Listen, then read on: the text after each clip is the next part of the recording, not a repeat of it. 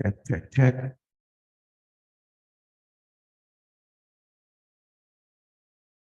Check 1, 2, check 1, 2.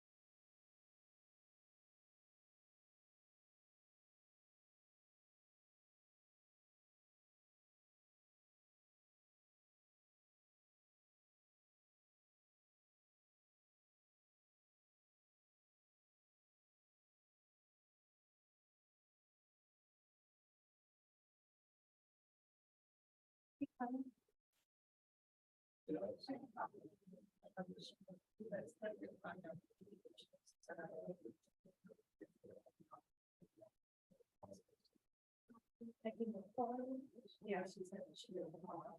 Okay. That's fine. I was just trying to catch you before you got it. Okay, so I'll send you.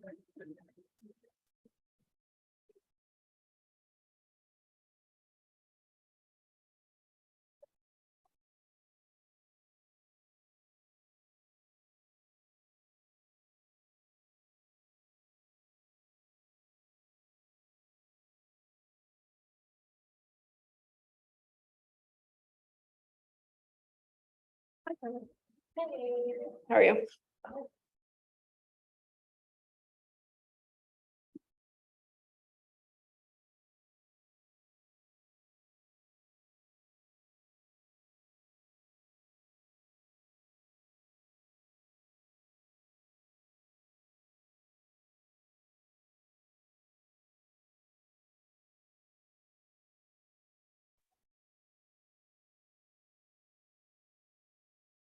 That's your mic are turned on already. Be careful.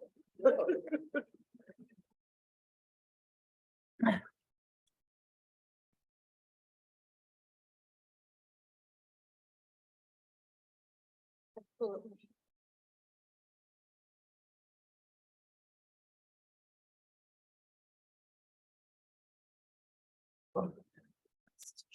did it. Yeah. You can't.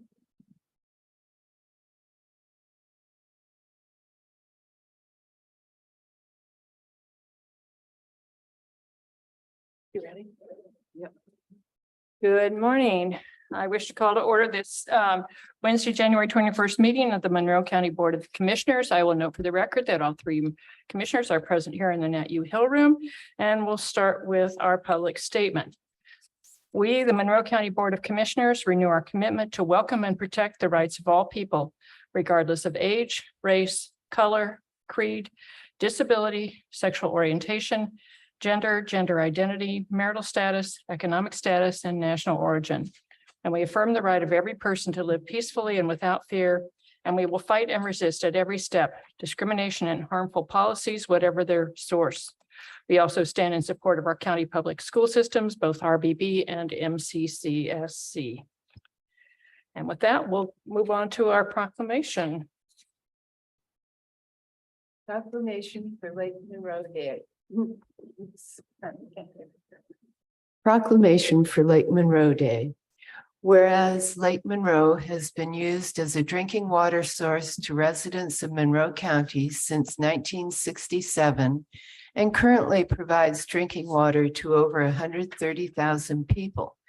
And Lake Monroe provides recreational boating, fishing, and swimming opportunities to tens of thousands of visitors per year and generates over 40 million in economic impact annually from recreational tourism.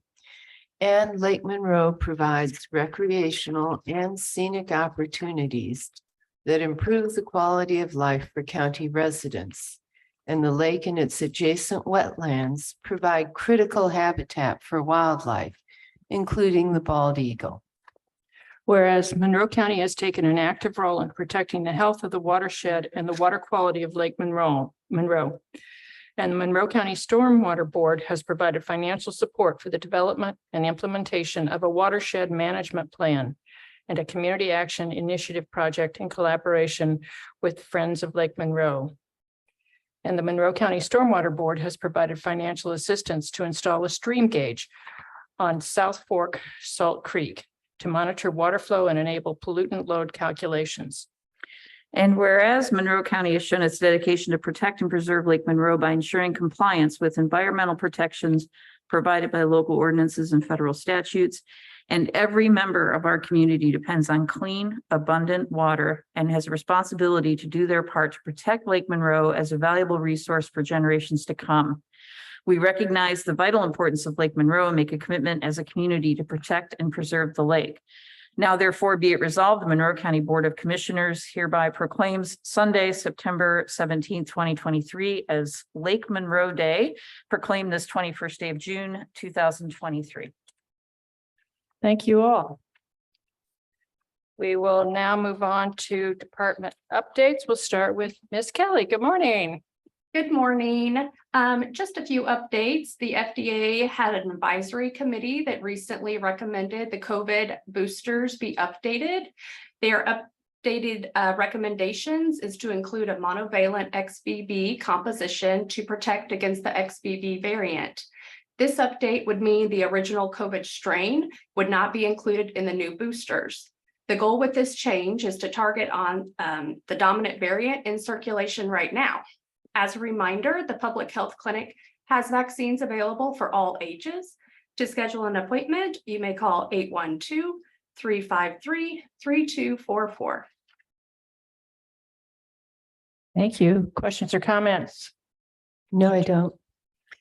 Do you happen to know if the plan for the fall is then to have a combined, still the plan to have a combined flu and COVID vaccine available?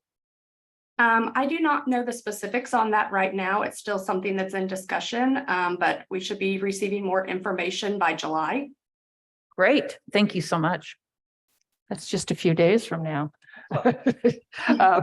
And do you still have COVID testing kits to hand out at the health department? Yes, we do. We still have lots of those available for free. So anyone in the public can stop by and pick those up. Thank you. Is there any other department update?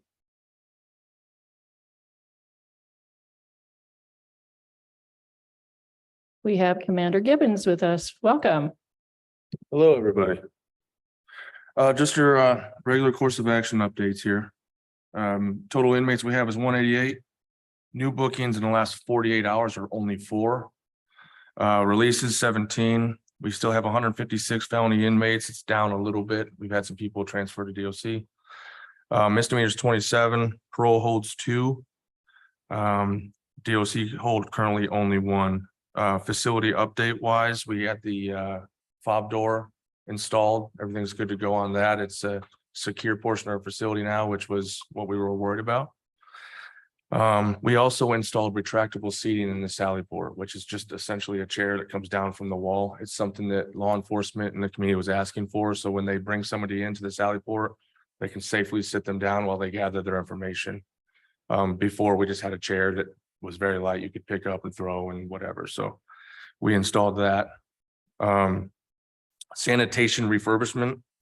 There's no additional things that we haven't talked about since the last meeting. However, we're working on a first floor control room.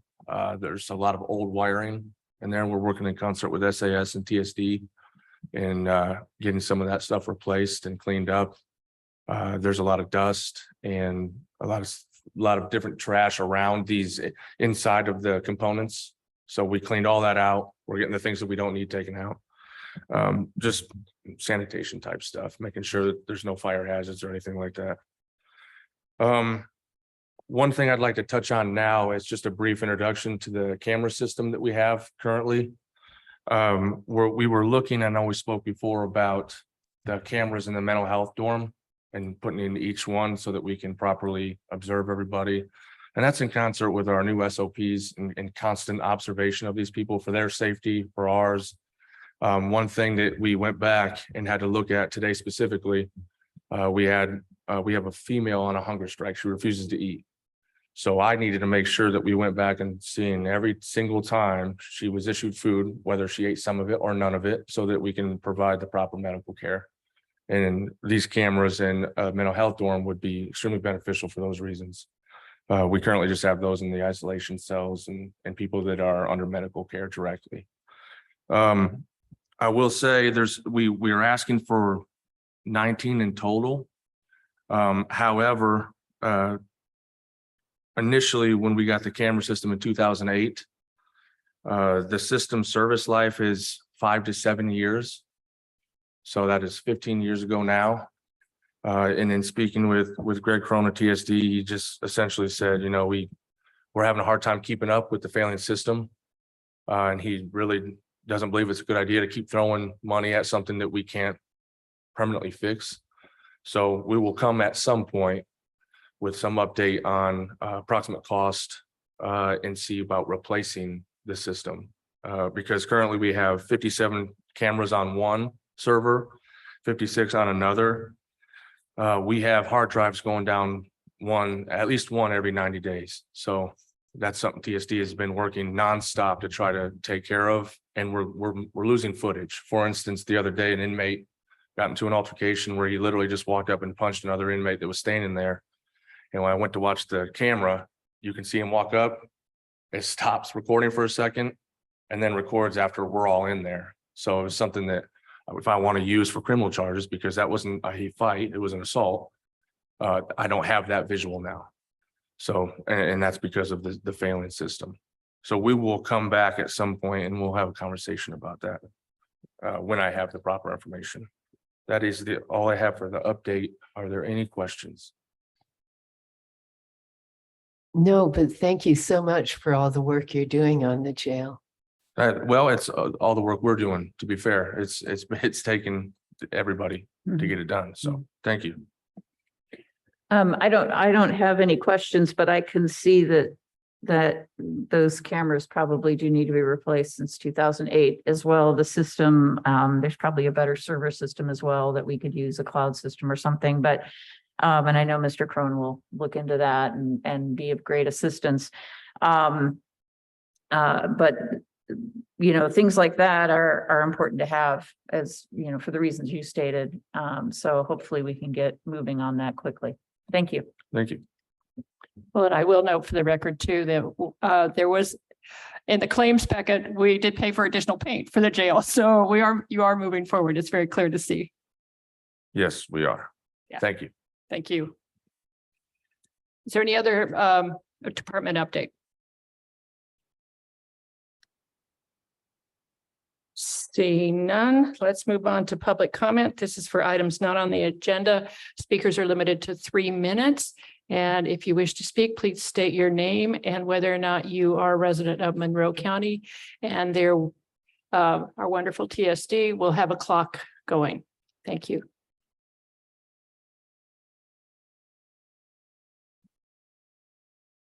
Hi, I'm Maggie Sullivan. I'm the watershed coordinator for Friends of Lake Monroe and a resident of Monroe County.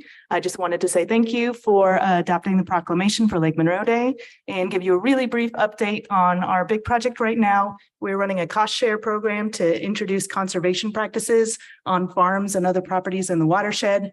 We just gave out our first four grants. So we allocated about $36,000 of the $90,000 we have total. So we'll be working with those landowners over the next year to get cover crops put into place, some fencing to keep livestock out of streams, and a pollinator habitat with what used to be a horse pasture in not great condition. So we're very excited about those. We will be doing an educational mailing going to all of the agricultural landowners in the watershed. That should be coming out in early July. So we're hoping to both educate and promote our program, get a few more people interested. My goal is to have all our funds allocated by the end of the year. We'll see how it goes. I did bring some brochures if anybody is interested. And the other update is I was invited to speak at the Indiana Water Summit. They were looking for good examples of watershed projects around Indiana, and they wanted to highlight what a great job Monroe County and Brown County and Jackson County are doing to protect Lake Monroe. So that'll be coming up in August. And that was it. So thank you very much. Since you're here in an official capacity, I wonder if my colleagues have any questions or comments, if you don't mind. Sure. No questions, but I'm very excited to hear about the work with the farmers, and I hope you're successful in spending all that money by the end of the year. We have 2.5 years to spend it, but I'd like to get it all allocated as soon as possible. Yeah. Fingers crossed. Yeah. It's been an honor and a pleasure to serve on that committee. And I do want to acknowledge your hard work and the work of other folks on the committee. It was really exciting to see those 4 grants that we just approved last week. And I think that they will make a big difference. And it's going to be interesting to see the tracking of that and how that goes along. But yeah, this is a great moment to spread the word that there are additional grant funds available and to contact you to apply. And how should they contact you? So all the information is on our website, friendsoflakemonroe.org, and people can email me at watershed@friendsoflakemonroe.org, or my phone number is on this sheet because I don't have it memorized, my work one. It is 812-558-0217. And people can also contact their local Soil and Water Conservation District office. They have the same information and can route people to me directly. That's excellent. Thank you so much. We're going to go ahead and sign this proclamation. It's hot off the presses, Wonderful. and you can take it with you today if you'd like. Thank you so Thank you. much. Well, and also I'd like to share with people that some of the work that you're doing on this watershed is to prevent E. coli from getting into the watershed, which impacts Lake Monroe in a lot of different ways, and the health and well-being of the people who use Lake Monroe, as well as our water supply. So thank you very much. And this goes across 3 counties. I know you quickly said Brown and Jackson, but this is a 3-county kind of project, which makes it even more challenging. So yeah, I'm going to just get my John Hancock on here. No, put your name on instead. Oh, okay. And I hope you do come back and before September to tell us some of the events and things that are going on Absolutely. for Lake Monroe Day. Yeah, we're hoping to have a whole week of events culminating Sunday night with a fundraiser at Upland Brewery, but we'll have more details coming out soon. Excellent. Thank you so much. Thank you. Thank you, Maggie, for joining us today. Is there anyone else who wishes to make public comment?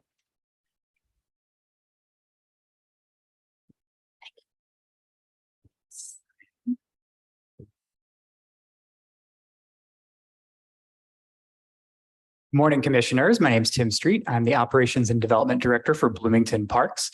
Just wanted to come and give public comment. I'm also a resident, I should mention too. Public comment about the potential power line corridor trail. I know we've had this as a potential agenda item out there. I just wanted to give you a little update.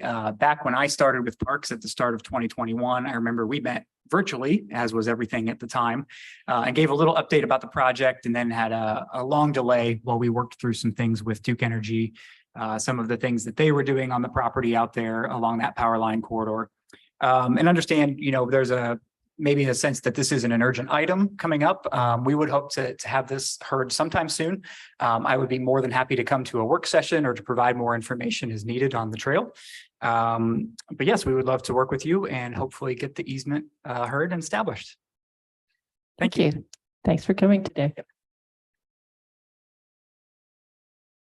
Is there anyone else who wishes to make public comment? Seeing none, let's move on to the next item on the agenda. I move approval of the minutes for June 14th, 2023. Second. Is there any comment, correction? No. I think I sent one along to Anita, so I think everything was taken care of, which I appreciate. So all those in favor of approval of the minutes of June 14th, 2023 signify by saying aye. Aye. Motion passes 3-0. Next item, please. I move approval of the claims docket accounts payable for June 21st, 2023. Second. And we have Carly here again to talk with us. The accounts payable claims docket for June 21st, 2023 totals $123,787,896.72. We did have settlement and bond payments, so the claims that are normally for each week total less than 1% of that. And it wasn't just the claims, it was also disbursement of taxes that were collected that went out to City of Bloomington, to the library, to MCCSC, to all kinds of other entities within the county townships. Yeah. Settlement. Yeah, well, there was a lot of bond money as well. Comments or questions from my colleagues? No, I don't. Yeah, thank you. Any public comment on this item? Seeing none, call for a vote on the approval of the claims for accounts payable June 21st, 2023. All those in favor signify by saying aye. Aye. Motion passes 3-0. There are no reports this week, and so we will move on to new business. First item. I move approval of the Indiana Department of Health Immunization and Vaccines for Children grant, fund name Long-Term COVID, fund number 8181, in the grant amount of $100,600. Second. And we have Ms. Kelly back with us. Good morning again. So this is just a renewal for our annual grant funding that helps to support the public health clinic with their vaccine efforts.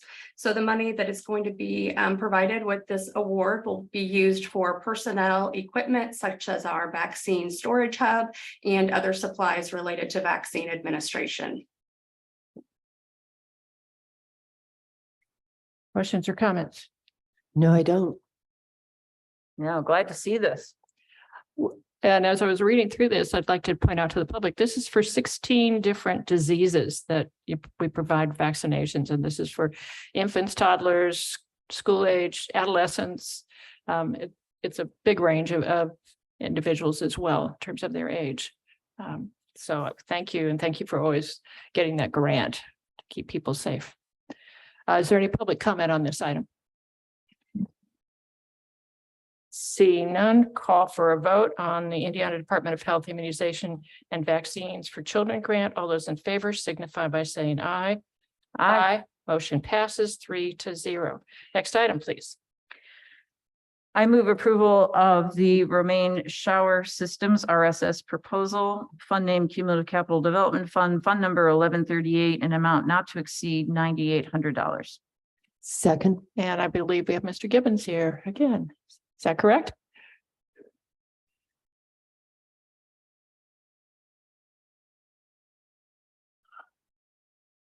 A little backstory on the Romaine shower system. It's not something I've seen before in corrections this bad. The process of an inmate coming into the facility is they come in, we get the information, we work through booking and processing, and we get them moved upstairs. In some past meetings, we've talked about improving that process. Last time, Colonel Parker talked about the new dormitory we opened up, so we're getting people off the floor immediately. If you went in there right now, you'd see one person in a detox cell. There are a lot of things improving. However, we're having issues with lice specifically. And part of that issue is, as I'm sure most of you know, it's hard to manage if you don't take care of it initially. It's not something you can just chase. So what we tried to do was figure out, okay, we're at in our booking process, are we missing on the opportunity to delouse people? So if TSD has a PowerPoint, it's just photos. If you guys can put that up. If they're up there.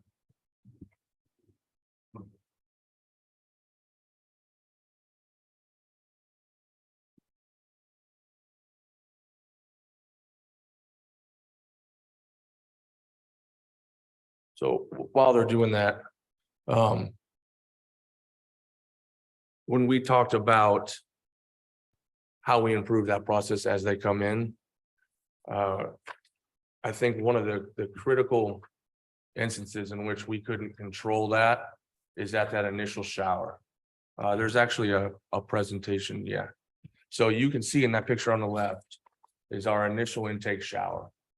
And down there to that bottle on that left screen there, on that left photo, is the pump bottle in which people come in and they use that to delouse and to shampoo and to take care of themselves and really prepare them to be incarcerated in a clean way. The issue with that is it takes 2 minutes of showering to get through that process.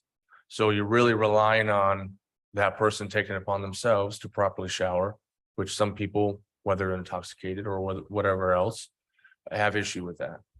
So what we went into is, okay, how do we fix that issue? So that's when we started looking into these different systems, and this Romaine shower system, in conjunction with the Willoughby system, allows the shampoo to actually be injected into the stream of water from the shower head. There's an access panel on the other side of that wall in the first picture. That won't require any kind of construction, or anything. It's just an easy attachment essentially.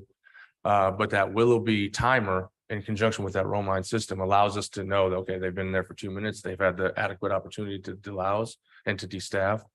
And that's what this system's all about. The issue that we ran into is, and you can see in this middle picture, we've got staff having to completely suit up and in some instances shave people's heads because you can't fix it once it's there. That's the only thing you can do is just restart. And so far, we've had inmates that are willing to go along with that. I mean, we can't make it. We can ask them, hey, we can take care of it this way. Are you open to that? And they've said yes so far. What we're going to run into with different religious beliefs, whether it be Judaism, Rastafarianism, or Sikhism, you can't shave your hair and you can't trim your facial hair. And that's not something that we want to impede upon. So if we can get ahead of it at the beginning, we won't see that at the end and violating people's rights. That's the last thing that anyone wants.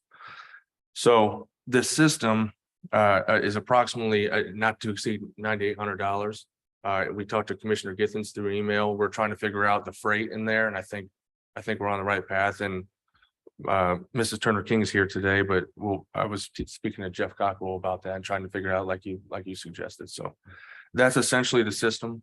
If anybody has any questions. Questions or comments? Yeah, it's interesting. Just the other day, I was wondering what you do about lice in the jail. And this sounds like a good system that really makes sense. And thank you for taking into account people's beliefs and concerns. Yeah, and actually, that picture on the right, I actually got in trouble with Dave Gardner for putting things on the roof. That our exterminator came in, we had to call him emergent, and he went through the entire facility, every single cell. That it was safe to spray in there. We made sure of that, obviously, to try to get ahead of this lice thing because we were falling behind. So what he suggested we do is take everything, and there's 3 bags there. 2 of those bags have inmates' clothing in them, and one of the mattress, which we just spent $150 on, is sitting there on the roof. And in the bag, what he suggested is to suffocate the lice. Essentially, you put it in direct heat. And that's what we were doing. And then Dave swiftly came in and said, hey, you can't put things on the roof. I said, okay, we'll take it down. So we had to throw it away because we couldn't follow the proper process, which, as you guys have seen with what we're sending in, it's costly to lose inmate jumpsuits, mattresses, and all of those things. So this is really what we're trying to do, is save money in the back end when it comes to the financial aspect of it. Is this a system similar to what's being used in other facilities around the state? Yes. Okay. Yes, multiple facilities already have this. In fact, Clark County, where Colonel Parker was prior to this, they utilized that. And they said that's kind of the only way that you can try to get ahead of it. Sometimes, especially this time of season initially, when it was so dry, and especially with some of our homelessness, we have an issue in this community. Sometimes they just can't help it. I mean, it comes in, so we got to hit it right at the front, and that's what Clark County does as well. Okay, thank you. Thank you. Yeah, I can, even without the religious issues, I can see that there would be people that wouldn't want their head shaved. So if this is the way to take care of it, let's do this. Now, is there any public comment on this item? And I want to say, I do appreciate Commander Parker getting back to me, because I did have a lot of questions, and I hope that the way we framed this will resolve any of that, take care of it. So I believe it will. we do want to talking work about it late last night. So I was up a little early this morning too, so okay. But yes, thank you. So call for a vote on the Romaine shower system RSS proposal. Oh, I asked for public comment, didn't I? Yeah. Yeah, Sorry. okay, we're good, we're good. Okay, call for a vote on the Romaine shower system RSS proposal. All those in favor signify by saying aye. Aye. Vote passes 3-0, and thank you for bringing this forward. thank you. Next item. Move approval of the Smithville Communications Utility Relocation Agreement, fund name Fullerton Pike, Phase 3, Fund number 8169, the total amount is $36,718.15, but our 20% contribution will be $7,343.63. Second. And we have Ms. Rich here to talk to us about it. Good morning. So correct, this is so we can do utility relocations for the Fullerton Pike Phase 3 project.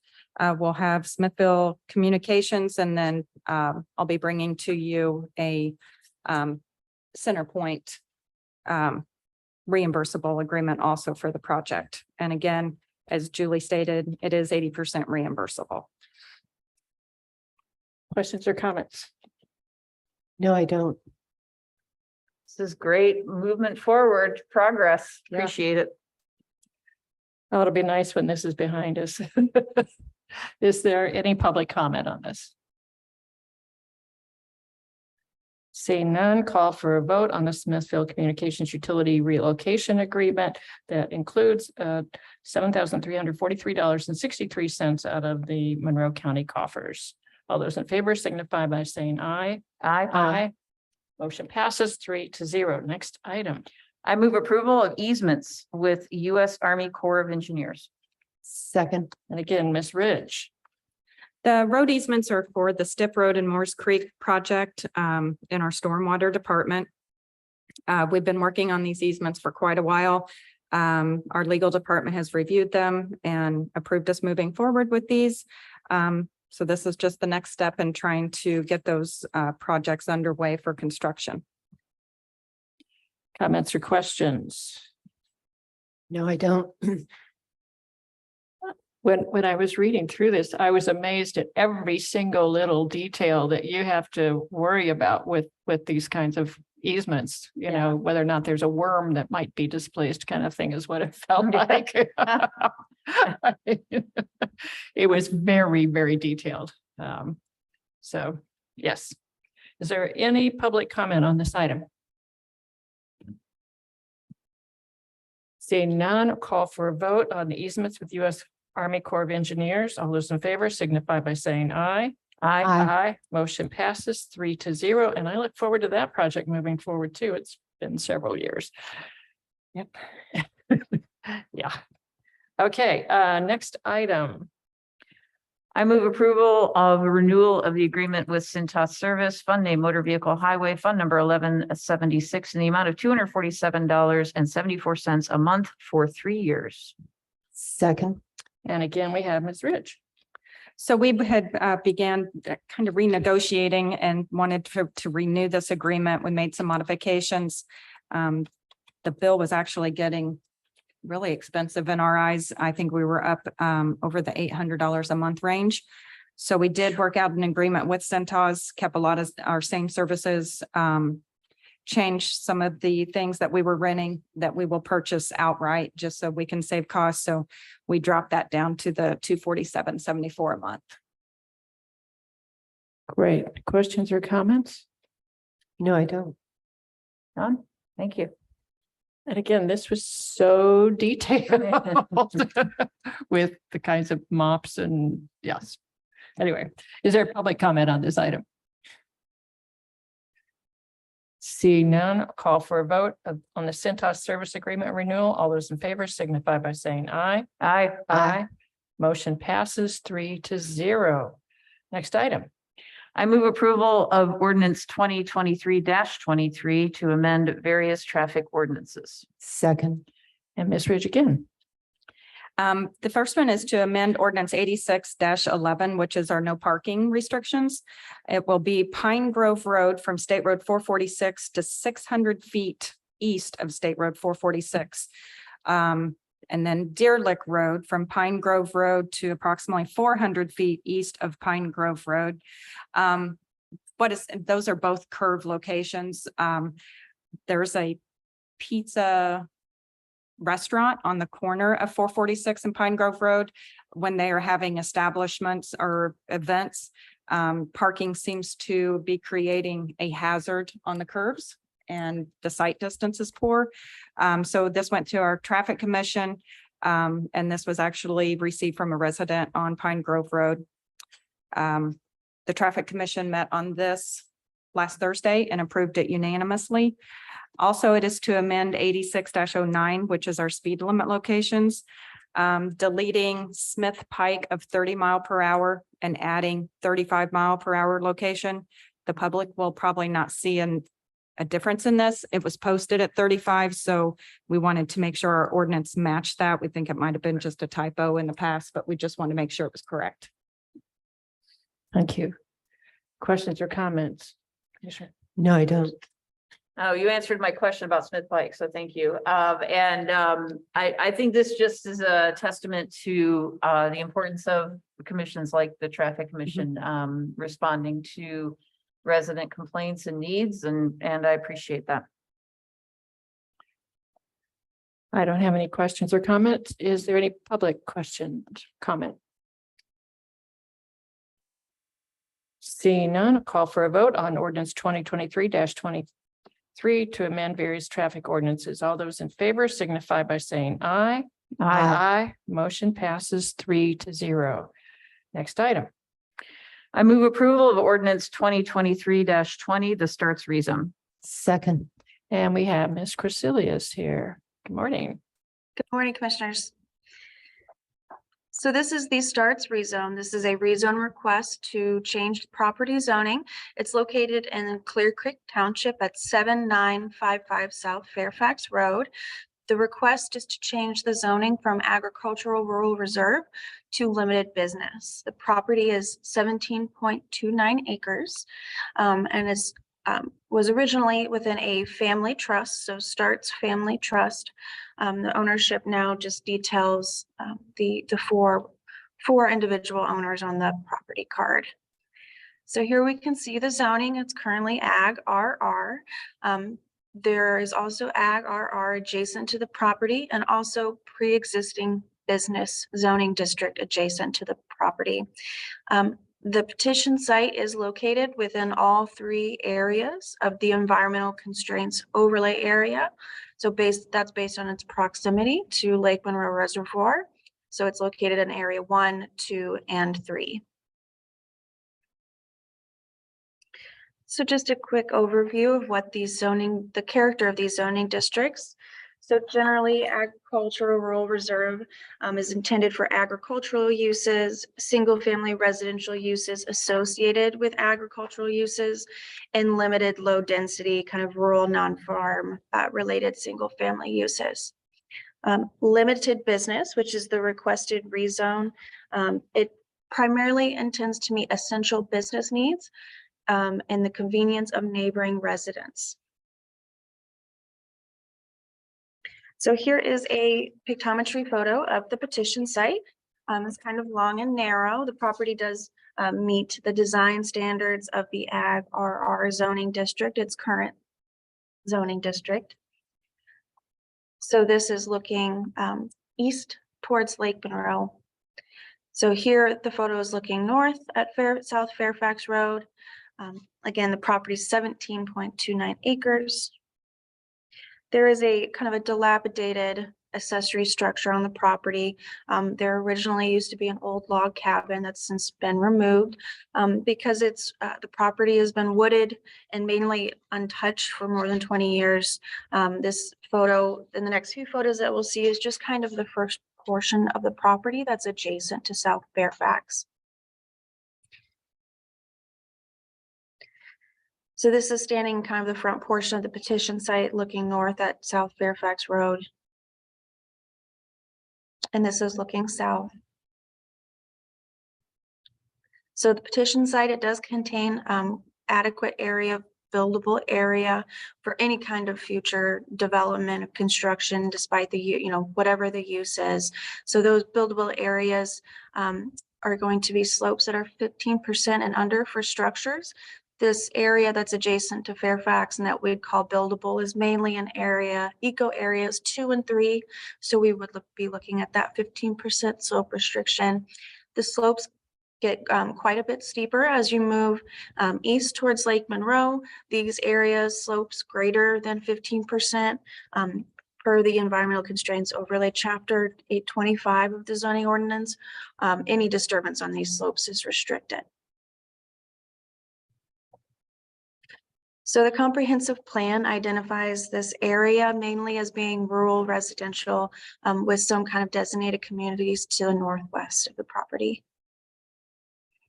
So the petitioner is a family member of the Starts Family Trust and is also a local realtor of Monroe County. The petitioner is Lorraine Fowler and is the representative for the Starts Family Trust. There is also a interested buyer of the property, Mr. Dave Utley, who is representing the Dam Boathouse as his personal endeavor. The petitioner intends to sell or advertise the property for boat storage. Boat storage is specifically a permitted use in the limited business zone. This has been their stated intent throughout this process. Again, the rezone process would allow, if changed to limited business from ag or any permitted uses or conditional uses as shown in Exhibit 3 and 2 would be allowed per the limited business zoning district. So this rezone would not tie directly to one specific use like boat storage. So the Plan Commission heard this petition a few different times, but the final hearing was in May, so May 16th of this year. The Plan Commission did forward a negative recommendation to the county commissioners by a vote of 5-2. So staff's recommendation for this ordinance 2023-2 is to recommend denying this rezone request from Agricultural Rural Reserve to limited business based on the findings of fact and subject to the Monroe County Highway and Drainage Engineer reports. Thank you. Does anybody have any questions?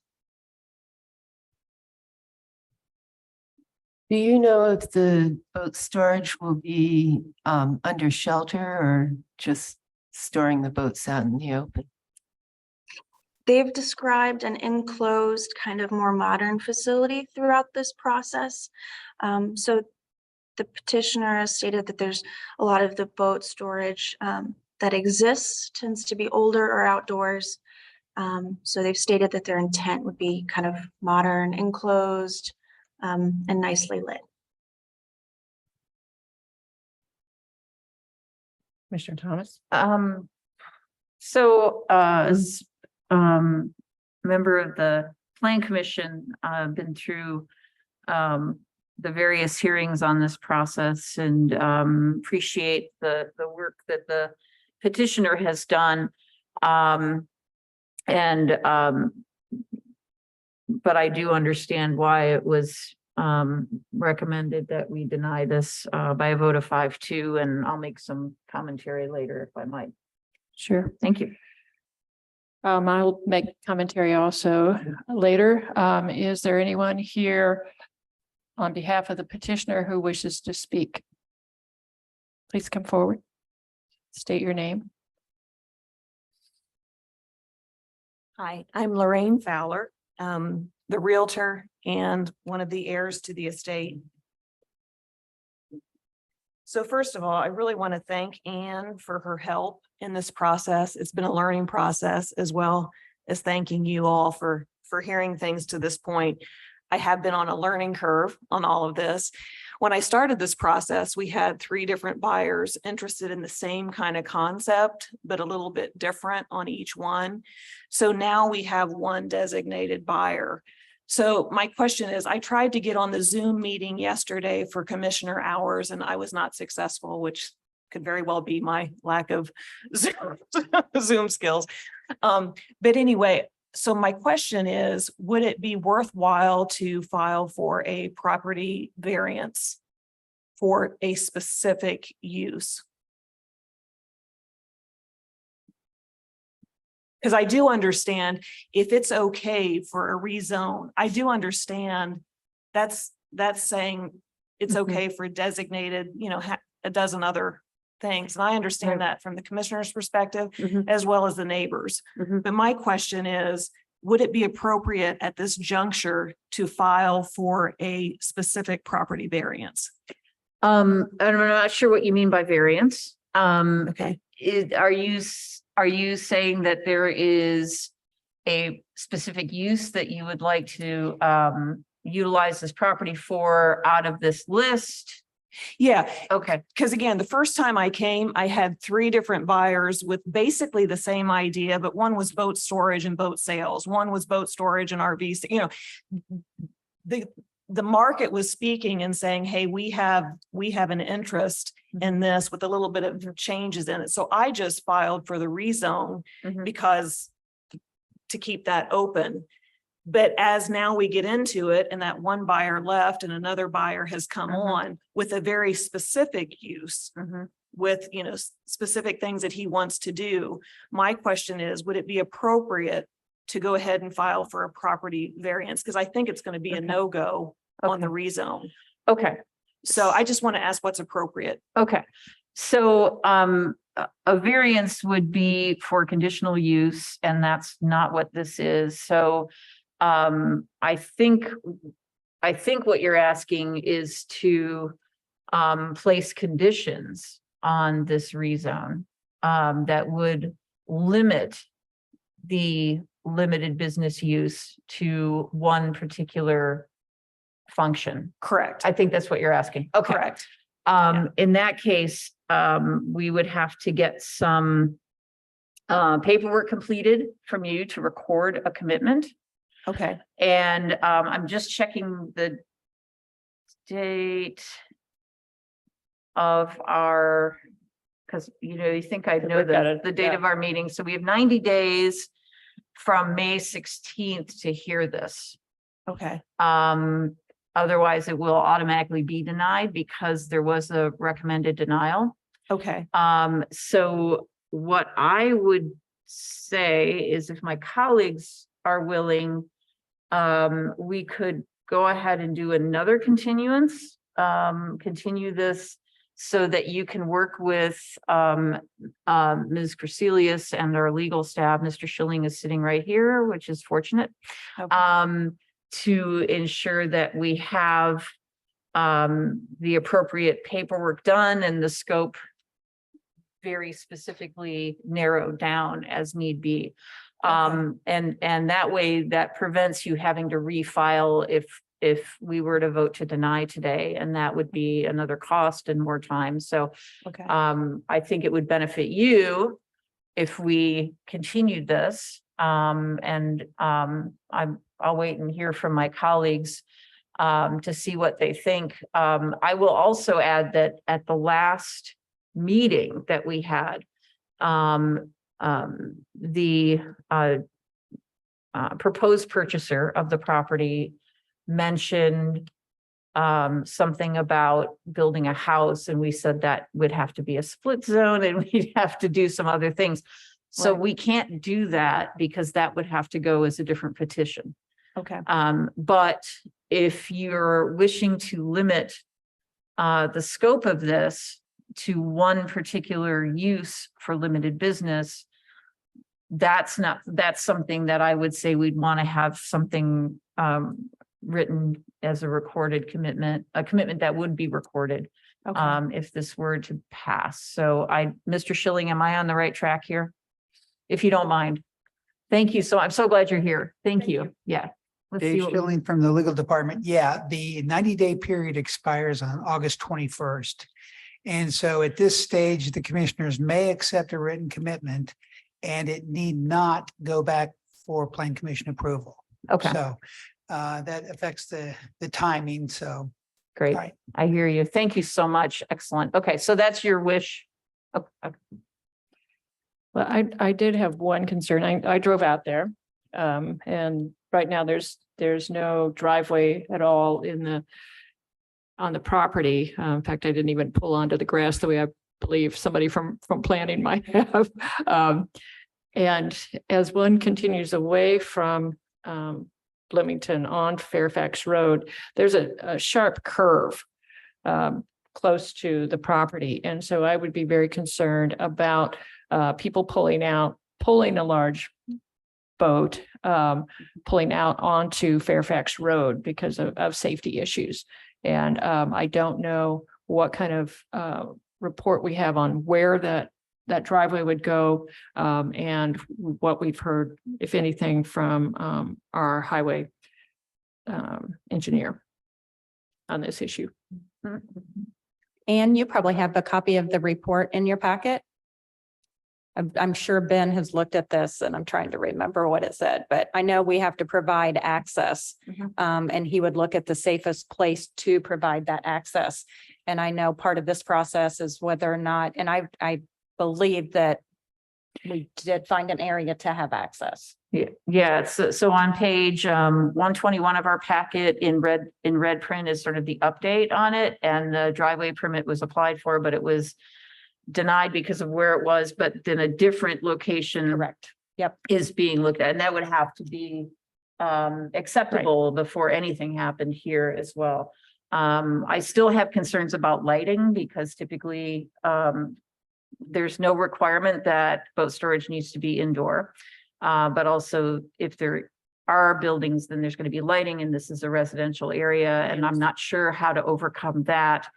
But I just want to issue that out there so you know what my concerns are, because this is a residential area. It doesn't really fit that use, and that is my concern for the neighbors. And that was something that during our hearings at the Plan Commission was mentioned. So I wanted to bring that up as well for everyone's edification. So I have a procedural question here. It's part of my lack of training.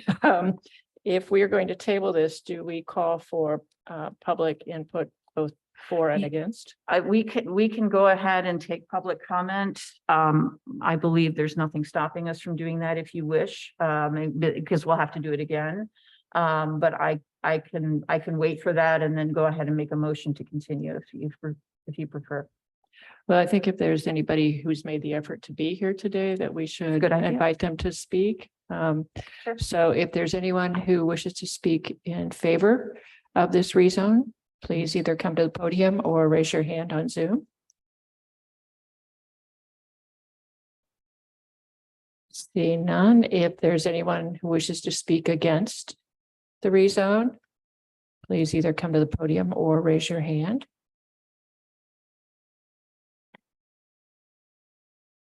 Seeing none, at this point, I guess I will ask for a motion to table Okay. or continue. I'm going to look at my calendar, sorry. Should have done that a moment ago. Because Julie, if I may, I have the calendar dates here. And I think this is Tammy with the planning department. Okay. And I actually have been analyzing the calendar because we have a lot of staff that will be out.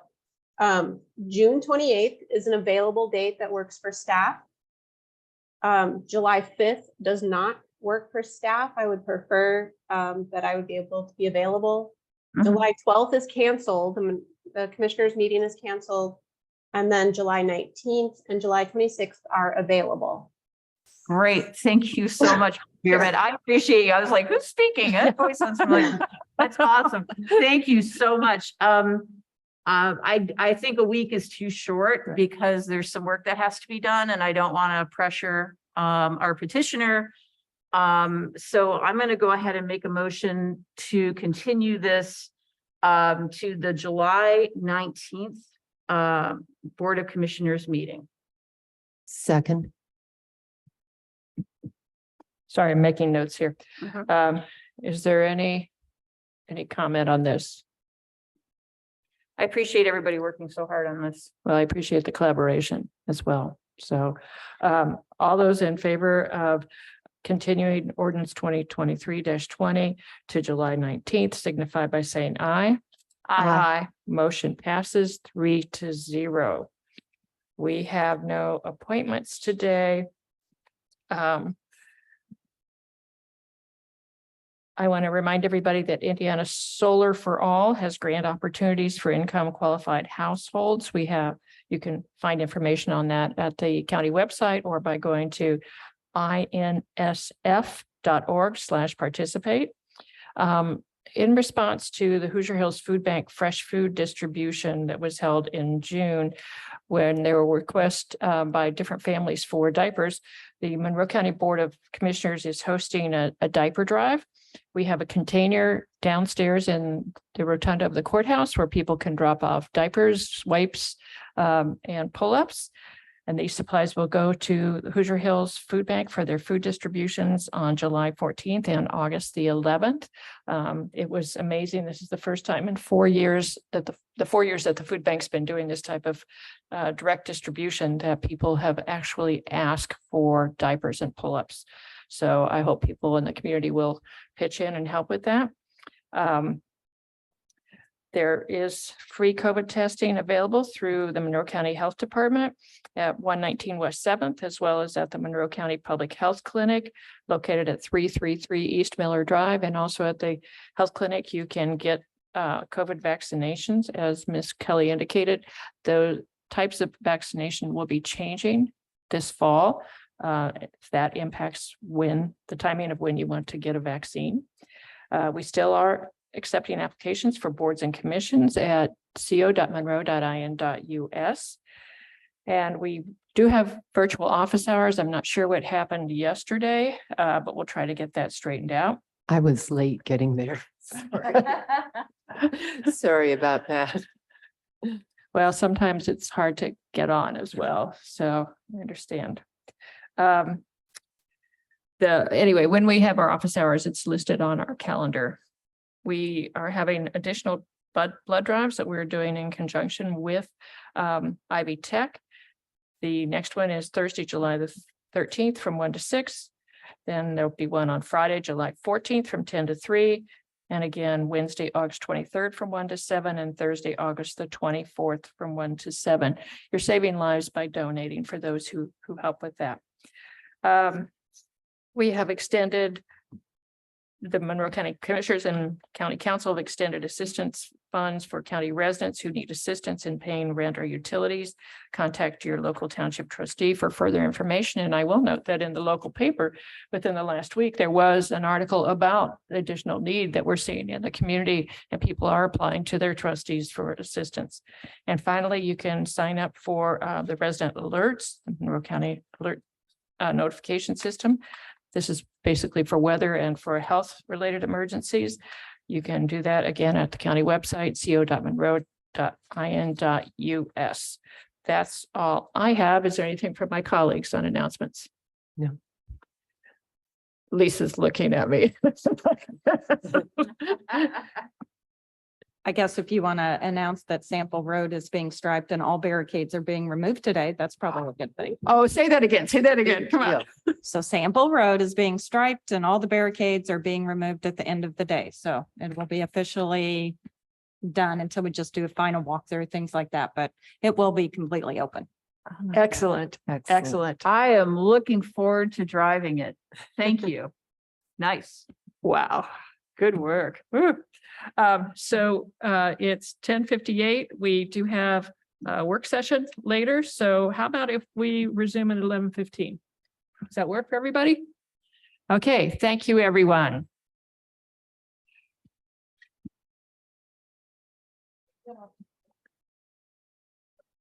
Hey, Lisa.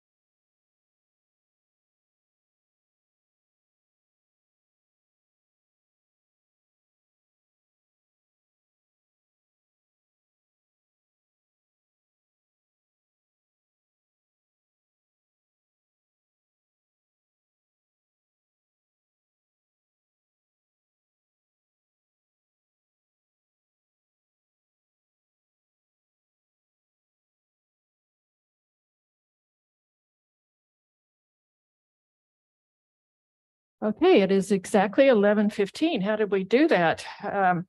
So and I went to call to order this work session of the Monroe County Board of Commissioners. It is June 21st, 2023. And once again, all three commissioners are present here in the Nat U Hill Room. First item of discussion is support for the Brown County Regional Sewer District's proposed expansion. And I believe we have three people here with us today. We have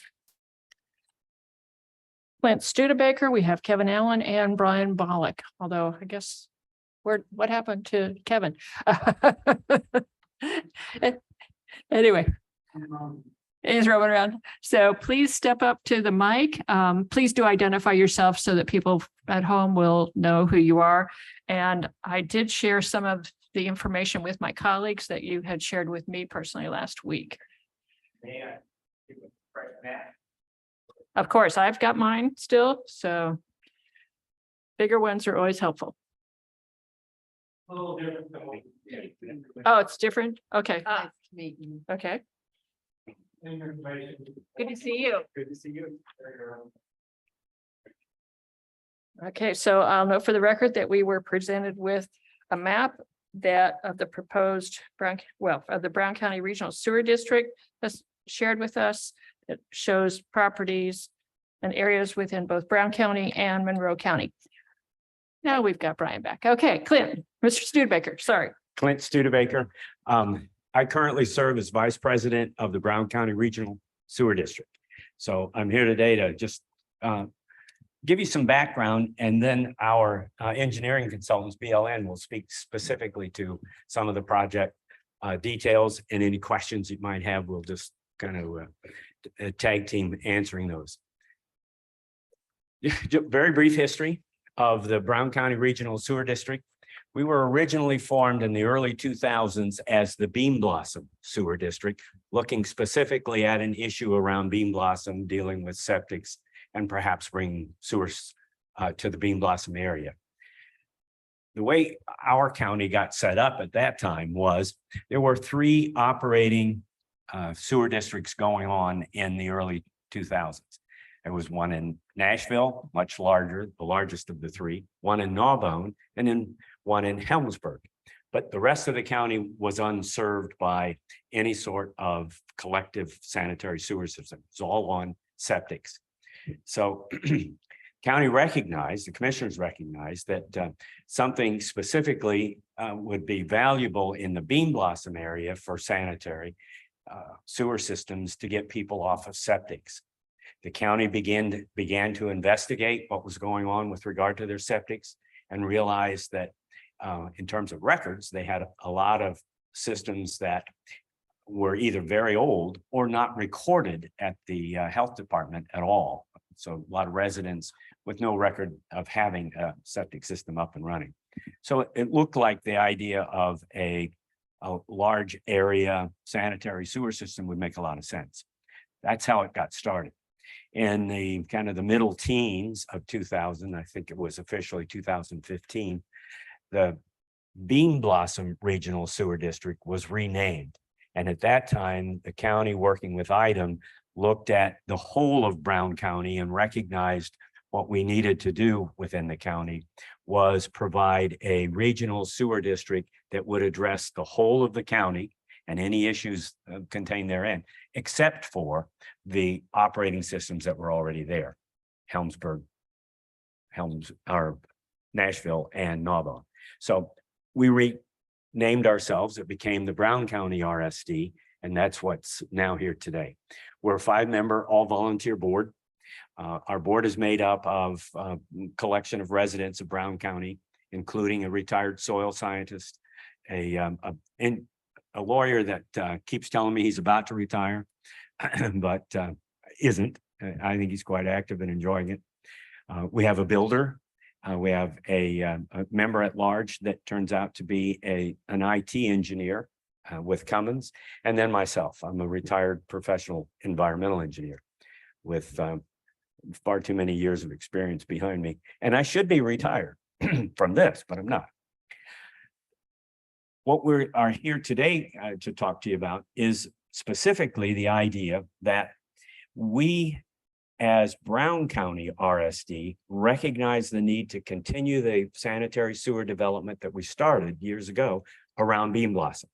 But we've expanded the idea to follow the corridor of 45 west from Bean Blossom all the way to Lake Lemon. And then we get into, well, Lake Lemon itself is a major receiver of, in fact, a sizable chunk of the watershed that feeds Lake Lemon comes from the Brown County Bean Blossom watershed, all coming into it.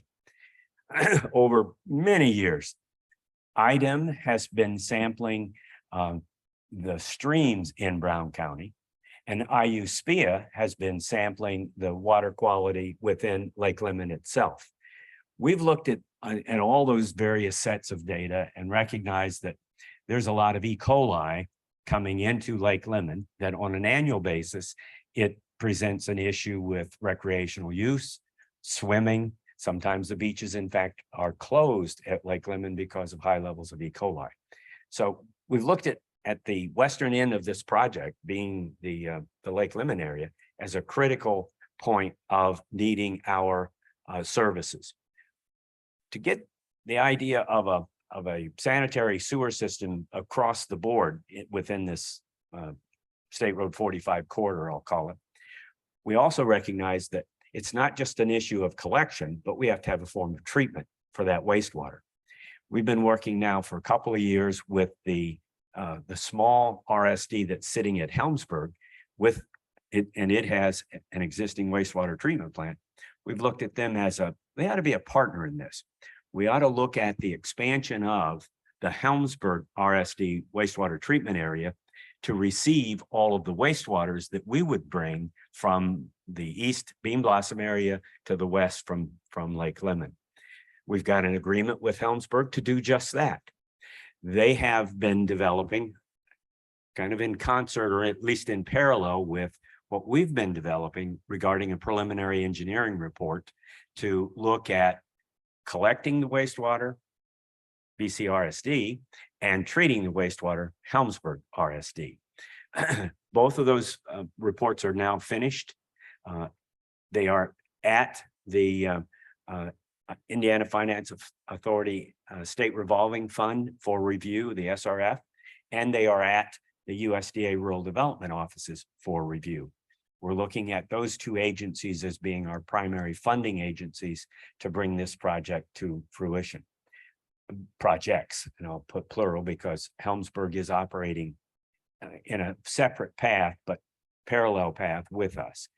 And all the agencies involved, whether it's funding or review agencies like IDEM or DNR, they all understand that these projects are hand in glove. You can't have one without the other. So that's more or less where we're at today.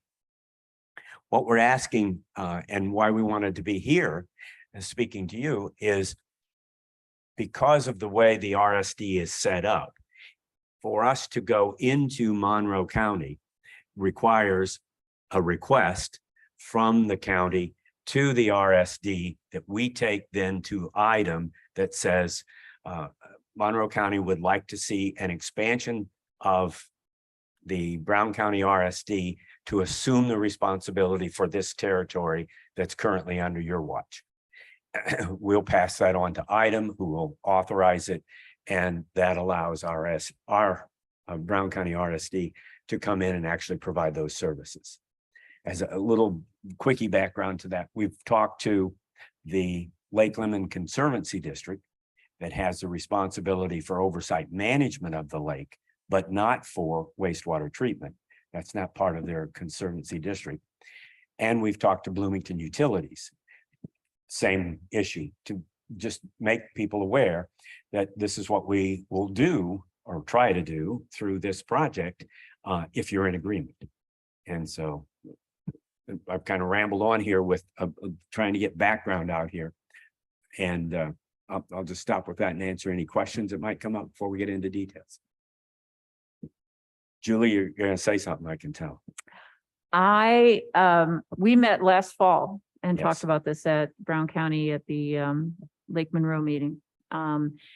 And I found it very intriguing and important. But my question is there any way to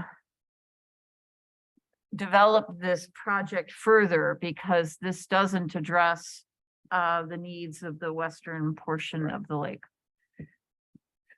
And I guess my honest answer is I wish we could. The issue that we get into at this point in time is just the magnitude of the project, a new project, and the requirement of funding for that based on its magnitude. We're looking at the moment at roughly a $40 million collection project and a $10 million wastewater treatment plant. And that's rough numbers, but it's right order magnitude. So that's a $50 million plus or minus sized project as it sits today. Our next phase of the project looks to expansion, particularly around Lake Lemon, the rest of the lake, because of its population density, water quality, all the issues that kind of bring us to the table today, as well as in Brown County to the north of the existing project boundary. Where we go up Railroad Road, there's a couple of large lakes that are heavily populated. And again, the same reason, population density, collection of people that have expressed need for and desire for sanitary sewer versus try to handle things with septics. So the kind of the phase two of the work that we're looking at would capture what you're asking. And what is the so two questions then. What is the how are you raising funds for this first phase? And what is the timeline on phase two? Well, let's do with the first phase first.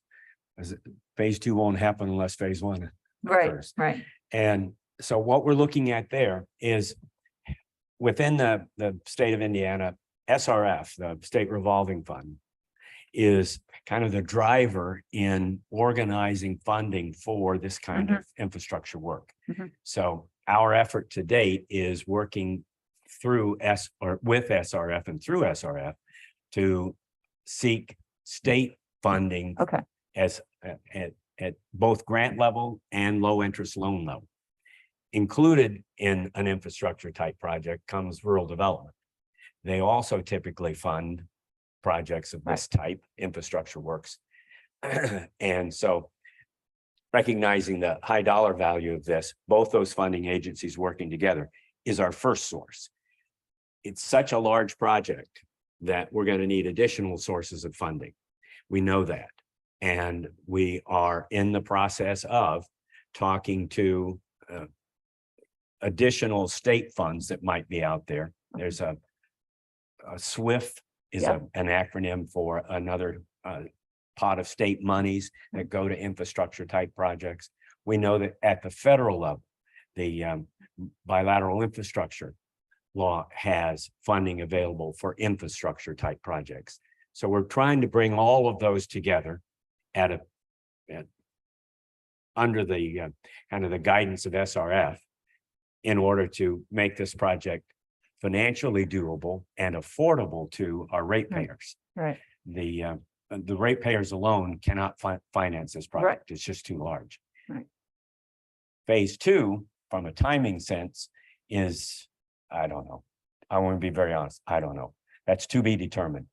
We have so much to do to get the first project in the ground, and as an economically viable project, then to be looking at phase two should put us in a good position to seek additional funds for that phase two work, because we'll have an operating system going in our favor. And you're okay. So I get that you don't have a deadline. So people would have to pay to hook on. Yes. Yes. Right. Okay. But that's not funding the scope of the plant and the main correct. piping and all that. Right. Right. Okay. But I guess my follow-up question then is, are you building the infrastructure in terms of the processing facility and in terms of the pipage to ensure that you could expand with appropriate lift stations and other obviously it's going to be another infrastructure cost. But are you building it in this green portion to the point where you could add on the western part of the lake? Yes, and when we get into the details, Brian can speak to generally Right. how that's being approached. Right. We recognize, and that's an advantage at this point in time for this kind of project, when there's nothing in the ground yet except Helmsburg small operation itself. Everything else is brand spanking Right. new. And that allows us to think in terms of phase 2 and even phase 3 down the road. Right. How it would all come together and be compatible with and easily expandable from our initial phase 1 project. Yeah. So we That's- definitely have that in mind. That's great news. I appreciate that and I absolutely support this, obviously for the health of the lake, for the residents that are there. We certainly are appreciative of your work to get us this far, because I know that this takes a lot of planning. And I know that grant money is going to be key for this, federal, Correct. state, everything, and I would support signing on a letter. We just need to get the details, the necessary details, which you already have. It looks like Commissioner Githens already has the details. And that's something I'd be willing to do, especially given the potential for hooking on the western part of the lake, those residents in the near future, hopefully near, not far. But this is, I know this is a huge project and it's not going to be done overnight. So, No. Right. It isn't. It's been quite an interesting journey to get to this point. And I came out of industry more than anything else. And my view of the world was a little different coming into this project a few years ago in terms of how quickly things could get accomplished. Turns out they don't get accomplished quite as quickly as what I was used to. And so it just takes a lot of perseverance, and it takes a lot of support from people like yourselves, residents in the area, which, by the way, we had a meeting of Lake Lemon residents just last Saturday morning, and it was nicely attended. Roughly 50 people from the lake came, and when asked for a show of hands, how many like this project idea, I think it was unanimous. When asked how many might come to our public hearing and support the project, again, I didn't see any hands go down. So that was all very favorable. And we know we've had a good deal of interest from around the lake. And we know that the kind of the far western end of the lake is also in the same situation as the eastern end. The eastern end is low, though. It's right there where the Bean Blossom Creek enters the lake. A lot of mud flats, very low lying ground, and a lot of homes that are built in pretty close to the water's edge. So it's a real, it makes perfect sense to capture that right away and then expand as we can. The questions? I'd like to thank you. I'd like to thank you for taking this on. It certainly sounds like a huge project. And also your very clear explanation of exactly what it is. I'm actually old enough so that I remember Lake Lemon being our water source. Yes. And it was somewhat problematic even back then. But when I see what's happened to the lake since then, it's truly disturbing, in spite of a lot of work that's been done to try to take care of it. So since the condition of the lake is such that I would not really want that to be our main source of drinking water in case of an emergency, I think this makes a whole lot of sense and should definitely be done, and I am very supportive of it. Thank you. I think one of the things that you shared with me last week also was that the outflow from the lake actually goes across northern Monroe County. And so there are other people beyond just where the lake is that are impacted by this. Yeah, and the effort that we're making in Brown captures a sizable portion of the watershed that feeds into Lake Lemon. There's also watershed in Monroe County that feeds into Lake Lemon. And so what we're doing around the lake is it's a significant improvement, will be a significant improvement to water quality, but it's not entire. So we're also looking at what else can be done with regard to on-site septic management that's not adjacent to a more densely populated area where a municipal sanitary sewer makes sense. And so there's work to be done in lots of different areas. This will capture a sizable chunk of it. Well, and I think too, last week when we spoke, you, and I shared copies of this with my colleagues, that you had done E. coli sampling at the Yes. lake.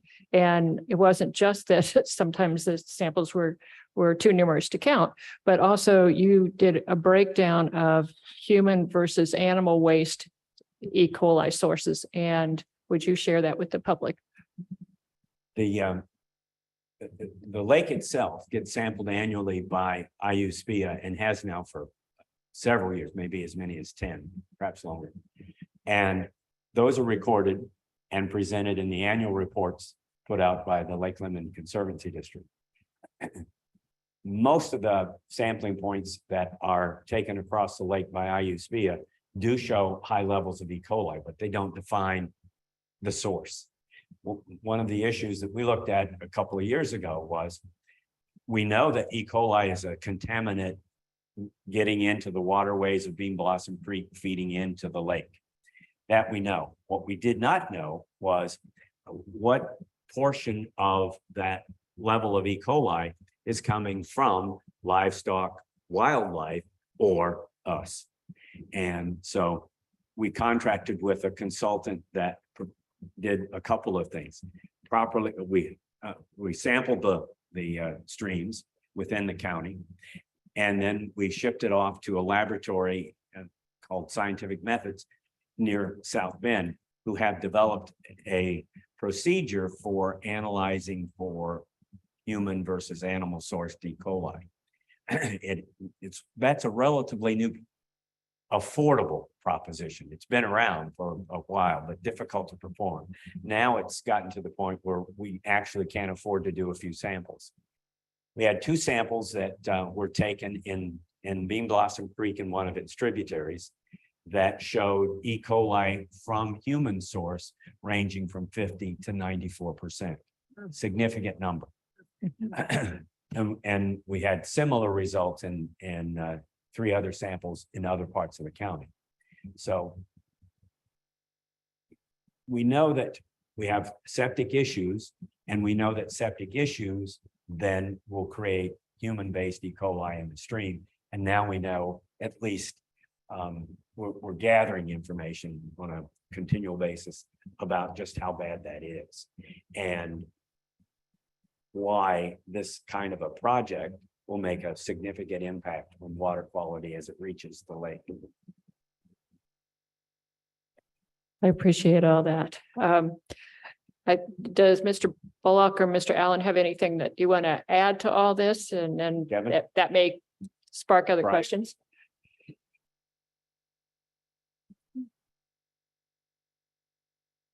I won't take too much time. I think Clint did a pretty good job of explaining the project, but again, my name is Brian Bullock. I'm a project manager with Beam Longest and Neff. You're probably familiar with our company through road and bridge projects. I work with the Water Resources Department, so I'm on the wet side of things.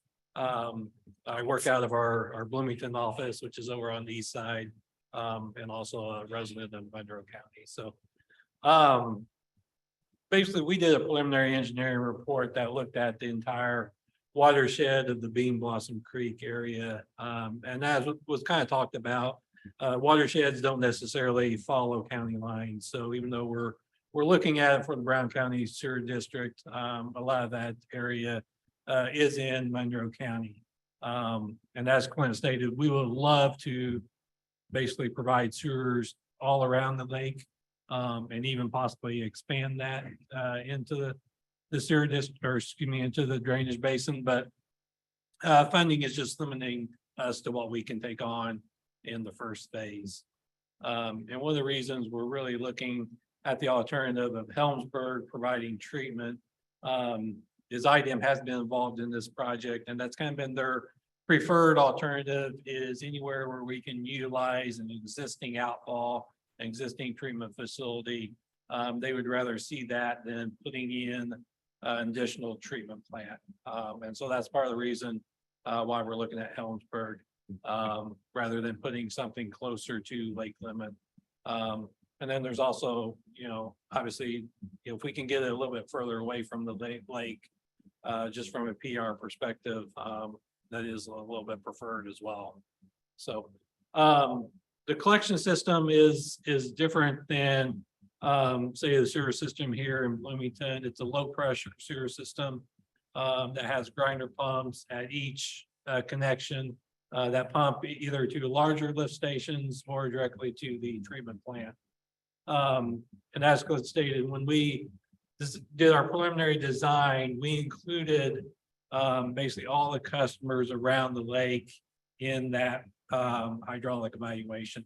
So the sewer lines, and especially the main lines that are going to Helmsburg, are sized to be able to add those additional customers to the system. There might have to be some pump upgrades in the main lift stations, but all the piping and valves and things like that will be sized to handle future flow. And then the treatment plant in Helmsburg, even though it's not part of our project, what they are proposing can be expanded to add in our other phases. So. And then, yeah, and you kind of talked about the Lake Lemon being a past water source. It is still considered a backup water source to Lake Monroe. Should there be emergency or should the growth occur that they need additional water resources. But as it stands right now, there's some concerns about actually putting that into production and treatment as well because of the water quality in the lake. So, and the last thing I'll add, just in the discussions with the city of Bloomington, they do not have any sanitary sewer facilities in that general area. So they were not really interested. It's just not cost effective for them to run sewers out to the lake or even to Unionville in that area. So, so I think they were happy to hear that we were coming and getting sewers closer to that area. So I think that's basically all I have. So I appreciate your time. So if I understood right, also phase 3 might include Unionville. Was that correct? Definitely could possibly, especially if that's something that the county is interested in. And we kind of have to, you know, take a look at a number of different factors, but it could be something that in the future phase, whether it's 3 or 4 or what have you, if the need is there, we could look to expand as well.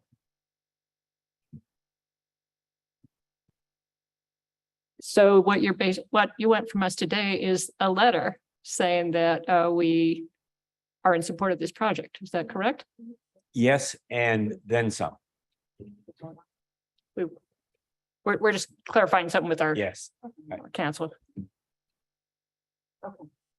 So what else are you saying that you want? We actually need a request that BCRSD accept the territory expansion into this portion of Monroe County for wastewater treatment.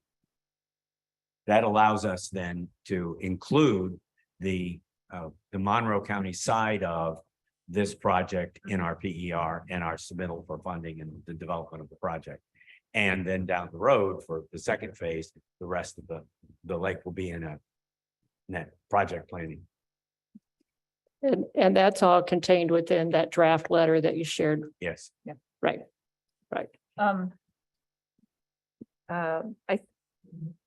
Ms. Turner King recommends that we do go ahead and make this a formal motion. So I'm going to go ahead and move that we sign on to the support letter to IDEM regarding the expansion of sewer in the Lake Lemon area. Second. We've all had a chance to comment here. Is there any public comment on this item? There's one panelist that has a hand raised, Tammy Behrman. Hello. Hi.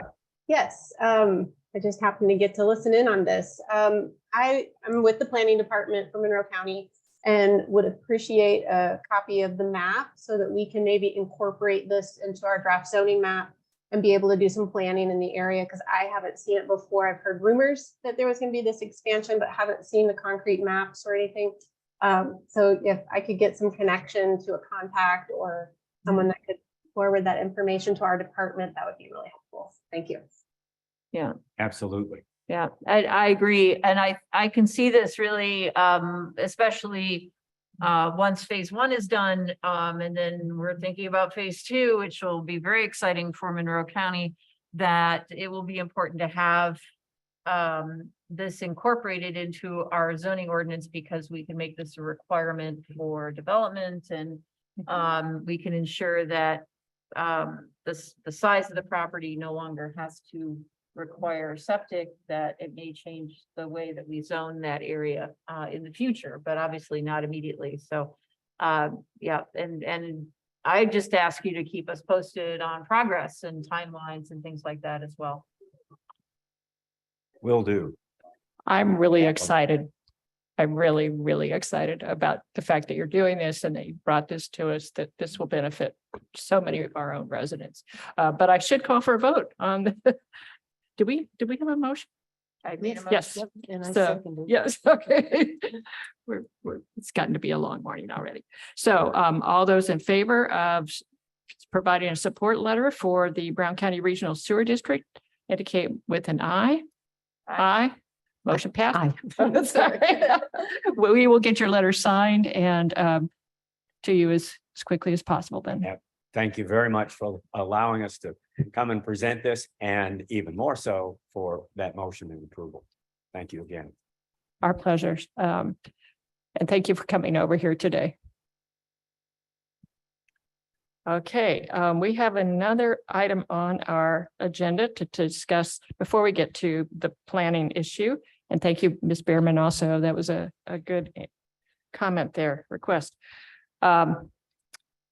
Discussion of the memorandum of understanding with the Bloomington Economic Development Corporation. It's my understanding that the county council has passed on providing the requested $30,000 of the funding that was requested. Is there any comment or question on this? I have a couple. I think I'm very concerned because we have my recollection already provided additional funding for this particular research project that they're doing. But I could be wrong about that. And so I want information on that. A lot of what's in this funding request are things that the BEDC already does and that we already provide funding for. So I just don't know how to put those things together. And I'm all for economic development. I just don't know what this is getting the community, what the community gains for this. And if I can true this against the existing additional money, so I think we need to put that in our packet. And have Ms. Pearl here to talk us through why this additional funding is needed, what it will actually accomplish beyond what the BEDC already does that we already contribute toward, which other members of the community contribute toward, the city contributes toward, and companies contribute toward. I'm just vetting. I just feel like we need to do some vetting here and make sure that county taxpayer dollars are bringing some value back to county residents. So that's my request. Commissioner Jones. I would second all of that. So should I invite Ms. Pearl or one of her representatives to join us next week for a discussion of this? And do you want it at a work session or at our regular meeting? Work sessions. Okay, I will reach out and invite Ms. Pearl to next week's work session then. And I just want to make sure that the previous extraneous additional agreements are also included in our packet that we've already done, and just to kind of balance our understanding of what this additional money is for. Thank you.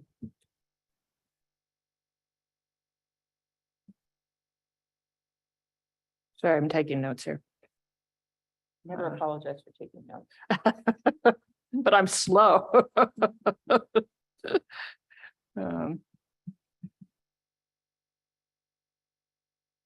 Okay, so let's move on to the next item. We have Daniel Brown. I don't know if he's here or if Ms. Behrman is again from planning to look at ordinance 2023-21 on the Wiley Farm / Fieldstone PUD amendment. Right, I'll be tackling this one. It's rather complex, and I will say that Daniel Butler, the petitioner's representative, is here as well in case there's any clarifications that are needed. So if you recall last week, I did an introduction of this site, and I'm wondering like if you were able to read through much of the packet before this, because then we could maybe jump right into what to include in the ordinance, and then I can do a more formal presentation at the formal work session and present that ordinance properly. So how much of a review would you need, or do you want to just look at language at this point as to what to include in the ordinance? I do have a lot of documents pulled up, so we can, one of the things, as a review, this is the petition site right here. And, there is some floodplain up here. The break of drainage is right about here. So I do know that the MS4 coordinator and drainage coordinator or drainage board have kind of looked into this site and how it develops. There is a proposed road network that both staff and the Plan Commission supports, and I can pull up those documents here in a moment. And then there's an ambiguous discussion about use. So there originally was a proposed use for about 3.4 acres to develop here for the purposes of convenient storage. And that would have to be an added use and would also remove multifamily residential off of this portion of the lot if that was to be developed as that. Staff was not supporting this, and it got a no recommendation after several failed motions from the Plan Commission. As a result of them asking for that additional use to be added to this outline plan amendment, there was discussions about density and maybe reducing the residential density that could occur over the rest of the lot here.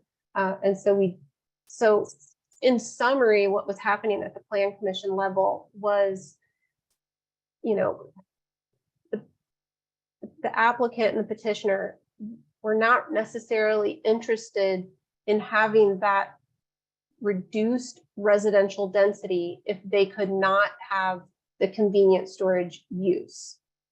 And so that's where the failed motion started happening. There was one to send a positive recommendation to have add the use and to also have this reduced residential density. It failed. Then there was a recommendation for a negative recommendation to you all that also failed, but they were wanting to kind of keep those two together. I will say that from the get-go, planning staff had supported the road network, had supported the reduced residential density, but was not supporting the that use for convenient storage, because we do have in this area, there are allowances to have commercial uses, and we thought maybe this might be the more appropriate area rather than next to some of this residential area back up in here. So that's a very brief summary, but I can pull up any of the other like documents within the staff report to assist. I also have the meeting minutes from the Plan Commission. I also have a draft ordinance for something that I think for sure would be able to be included, which is the road network and all of the conditions that went with it. So maybe it might be helpful for me to just start from within the planning packet. Well, let's see, sorry. Let me get just a small bit of feedback from you all first as to where you think you might like some direction. I would leave it to my colleagues with how much background information they need after we did receive background information last week. I actually did have a question that came to mind for me late yesterday, so I apologize.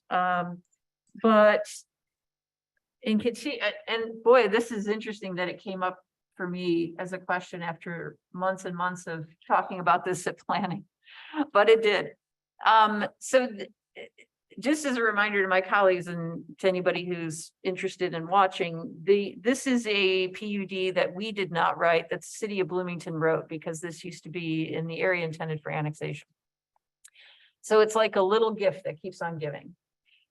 So my question is, if we set the density in this area, is it a maximum density, or is the way this is written, is it a has to be this density? In other words, if we said, you know, no more dense than 2 houses per acre, if we said that, could they do a lower density if they wanted?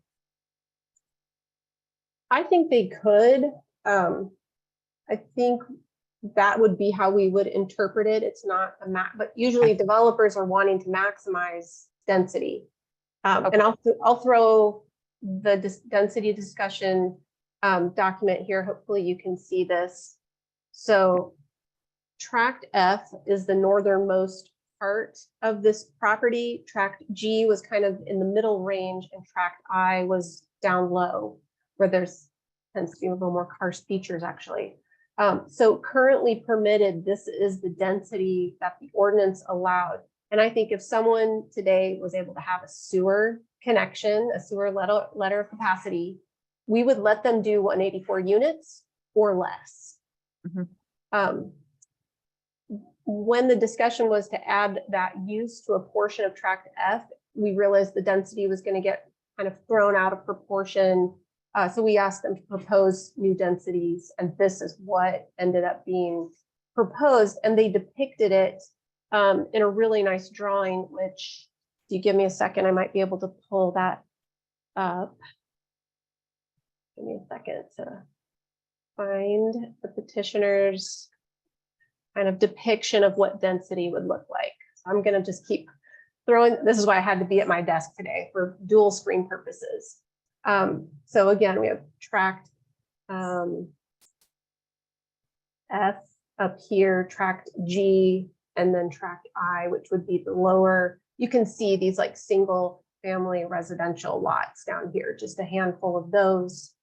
We have a more medium density in here, and then this was the higher density. And so we asked them to provide this just to prove that should sewer become available to this area, that they could do this density, and they drew it out with us, also including the road design, and also showing all of the areas that are not considered buildable due to slope, and with regards to all of the karst features that are found kind of in this portion of the property. And so that's where, you know, they were able to come up with these proposed densities.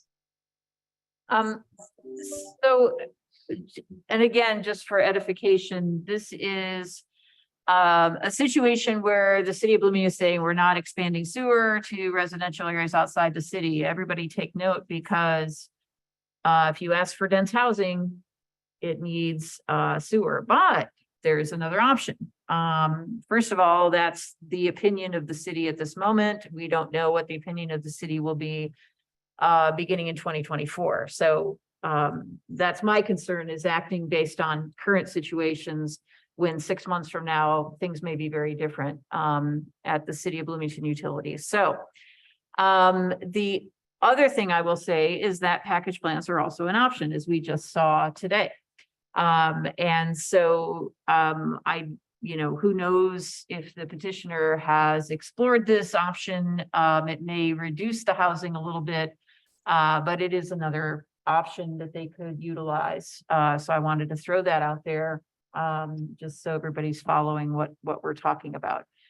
For me, I would like to see, and I think that's where we're at, is talking about what we want to see at the next meeting, whenever that is, that we actually hear this formally.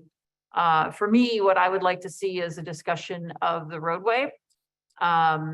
I would like to see the storage units as a separate ordinance. I would like to see the reduced density as part of this as well. Even though they asked for this as a package, I would like to see that as a separate potential ordinance to consider. Okay, so I want to just make sure that I am clear. So I have currently drafted one ordinance that really just deals with the road and how that would impact the outline plan. Also has the conditions of approval that the Plan Commission had forwarded to you that were staff recommended. So this would be one separate ordinance that I could do as like 2023-21A, Part A, possibly. And then that one could be considered separate from a different one where, let me pull up staff report. So in the staff report, this might be the easier way to, so this first portion here, if you can read this, this was that first ordinance that I just showed you that deals with the road and the buffer yard and the open space. Right. The second, and this was a no recommendation from the Plan Commission, but it was for changing the housing densities of tract F, G, and I with these three conditions here. Would you want that? And of course, we would then supply that table of the densities for each of those tracts that could be incorporated as an outline plan amendment. We could add that as a separate ordinance as Part B. And then we have also Part C would be the adding convenient storage to tract F, and that would be solely to 3.34 acres as proposed by the petitioner. And then we had also said that if this was to be an approved use, that staff had asked that there be a condition added. I don't think, because this was a no recommendation, none of these conditions necessarily were like approved by the Plan Commission. It would maybe have to go back. Possibly, I'd want to talk to Dave Schilling about that because of the no recommendation that it got. Yeah, I would say I would make sure that all the conditions are added to each. I agree with 3. I don't know if my colleagues want something different. They might want something else broken out besides, but I like the 3 that are here. But just to ensure that the conditions that planning staff recommend be added to each of them to make sure that we always have the drainage board, stormwater, et cetera. Right, and I'll just throw in, because this one was subject to drainage board comments and compliance with their ordinance, this is the discussion down here about what they had discussed at April 5th, and I would include all of that likely in the ordinance as conditions. So we don't lose them going forward. I want to include all of these. Because we are dealing with a critical watershed. This is in the Cave Creek Sinking Creek water, or it's the Cave Creek watershed, but that ends in a terminal sinkhole. So we do kind of take this area seriously with how we develop it with drainage concerns. Go ahead. I agree with that plan for the ordinances. I have other questions and comments, but I can wait until it actually comes to us for a decision. Okay. So, couple questions for me with the drainage issue.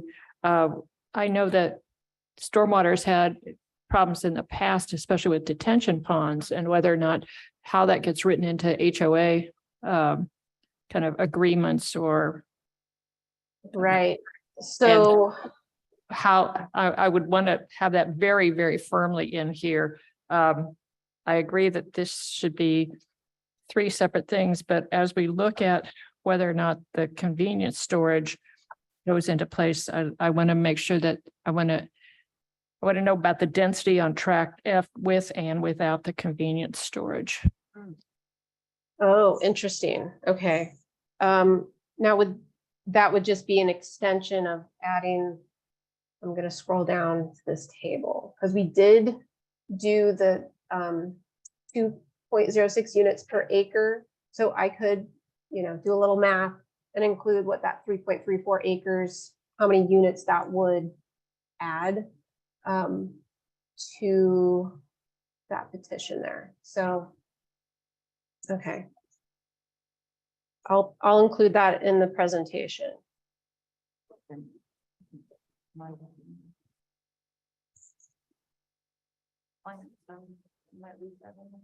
Yeah, I mean, if the petitioner chooses to put in a package plan of some sort, that may impact also the density that goes into there. So I think, as long as they're maintaining this density here, I think is maybe what we're more concerned about. Yeah, they may have to eliminate some of those units to accommodate either bioretention or maybe that wastewater packaging facility. Yeah, I think it'll be important to make sure that the units per acre is on this. But maybe a range of the number of potential units could be added instead of just a set number. Would that be better? So, 38 to 42 units, or would you rather just see it as? This is what we would have if we have the convenience storage. And this is And that's what what it we is base without. without. Okay. Is that Okay, but Makes it, sense. but it also might change because they may want to do a package plan. right? So, okay, But then that should be taken into account by the petitioner would have to, they would Include lower that. the number of units. Okay, got Right. it. Thank you. right? I think I understand that. This is being recorded, so I can always go back and listen to this later, which will be helpful. So then, does anyone else have any other questions? I'm just gonna say, when do we want to hear this? Do we want to, So- you all, a couple of extra weeks now, we won't be here. Here's my on handy July- calendar. Yeah. You already know So- we're not here on July the 12th, so. Yeah, and I calculated the date is August 14th, which would be our 90-day mark, which is, we don't want to run into that due to state statutes and such. So I think the 28th might be a little bit too soon. I might be able to pull that off and get something filed by this Friday, right? Or we would maybe July 19th.